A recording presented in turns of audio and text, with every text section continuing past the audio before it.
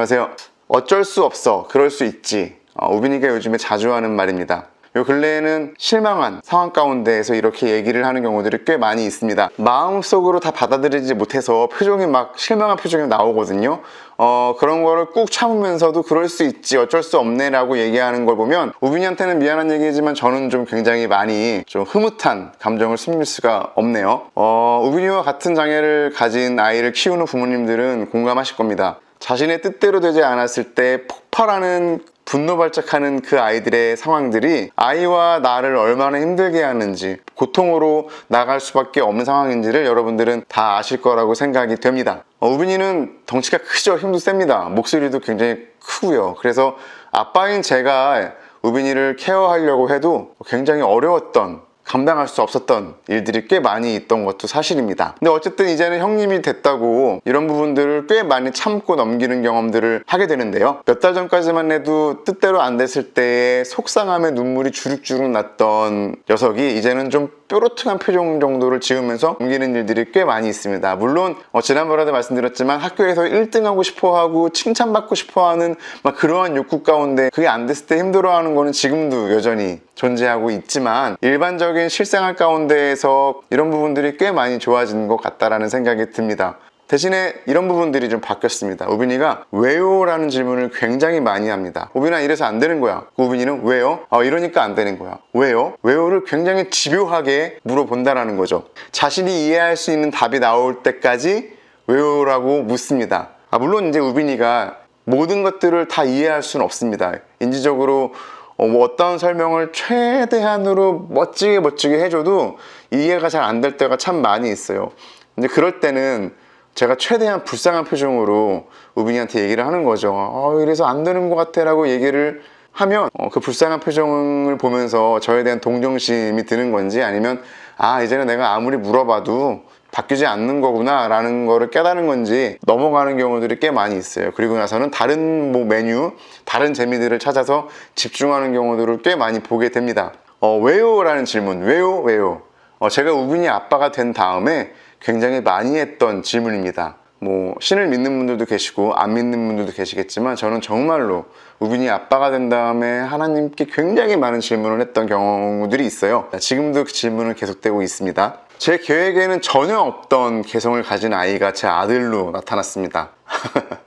그 개성의 아이는 저를 좌절하게 또 분노하게 만들었죠. 그리고 실망, 허탈감, 그 감정 가운데 휘몰아치는 두려움이라는 그 감정은요, 다른 누군가, 다른 세상의 어떤 것들을 탓하지 않고는 견딜 수 없을 정도로 저를 정말 힘들게 만들었습니다.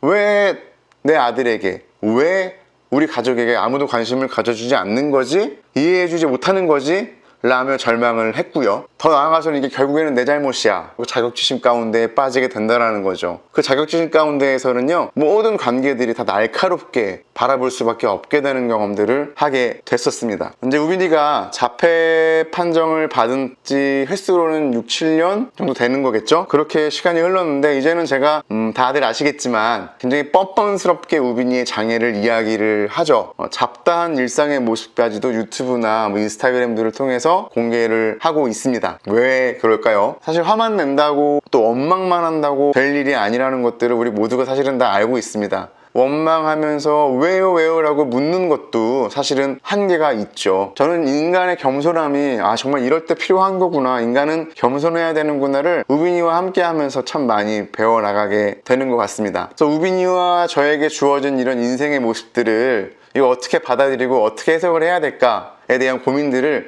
계속해서 해나가고 있는 거죠. 속도가 아니라 방향이다. 참 이 얘기 많이 우리가 하고 듣죠. 어떻게 보면 좀 진부하기까지 합니다. 근데 이런 진부한 표현이 이렇게 삶에 완전히 적용되고 정말로 보여지는 이런 인생이 사실 얼마나 있겠습니까? 참 이런 거 생각하면은 그냥 웃음이 나올 때가 사실은 요즘에 있어요. 우빈이는 여전히 장애를 가지고 있습니다.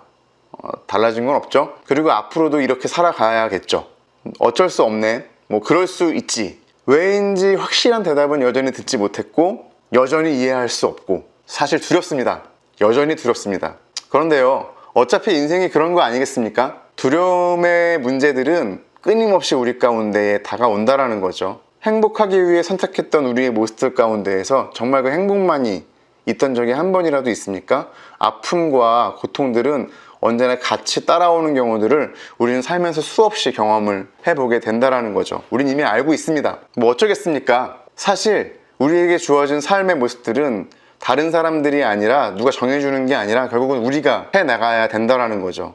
다른 사람들이 저렇게 하니까, 다른 사람들이 이렇게 하니까, 저렇게 사니까, 이렇게 하라고 하니까 그 틀에 우리를 맞추려고 하는 순간 우리는 끊임없는 좌절과 실망 속에 살아갈 수밖에 없음을 사실은 우리가 이제는 좀 받아들여야 된다는 거죠. 우빈이를 보면 자기에게 주어진 인생을 이제 겪어내기 시작하는 것 같아요, 본인이요. 그리고 선택에 따른, 자신이 하는 선택에 따른 행복함과 또 같이 오는 아픔 가운데에서 이제는 자기가 스스로 적응을 해나가려고 노력을 하는 때가 아닌가라는 생각이 듭니다. 뭐 본인이 가자고 했던 식당의 메뉴가 마음에 들지 않는 것, 자기가 가자고 했던 식당에서 먹고 싶어 했던 메뉴가 품절된 것, 너무너무너무 가지고 싶었던 장난감이 있는데 못 사게 되었을 때 다가오는 실망감과 그 허탈감으로 얼마나 아이가 힘들겠습니까? 근데 그것들을 그동안에는 분노와 원망과 아주 그냥 화로 풀어냈다면 이제는 이럴 수 있구나, 이러한 실망과 허탈감의 무게도 내가 감당을 해야만 되는 거구나, 감당할 수 있구나 라고 나아가고 있는 우빈이의 모습들을 어제 좀 보게 된다는 거죠. 삶이란 게 다 내 마음대로 되지 않을 수 있구나, 그게 맞구나, 남들처럼 똑같이 살 수도 될 수도 없구나 라는 거를 우빈이가 이제는 좀 해석을 하고 있는 게 아닐까라는 모습들을 제가 바라보게 됩니다. 우빈이의 그런 모습들을 볼 때마다 제가 느끼는 건데요, 우빈이의 모습을 보면서 제 안에 있는 그 억울함 감정들과 분노들, 날카로움들과 자격지심이 얼마나 허망한 것인지를 느끼게 됩니다. 있는 모습 그대로 참 괜찮은 아이예요, 사실 우빈이가 보면은. 다른 사람들의 기준을 갖다 대고 다른 아이들의 모습과 비교하며 다른 아이들의 모습들을 가져다가 두려워하며 실망했던 저런 사람을 참 제가 스스로 반성을 많이 하게 되고 계속 되뇌이고 있어요.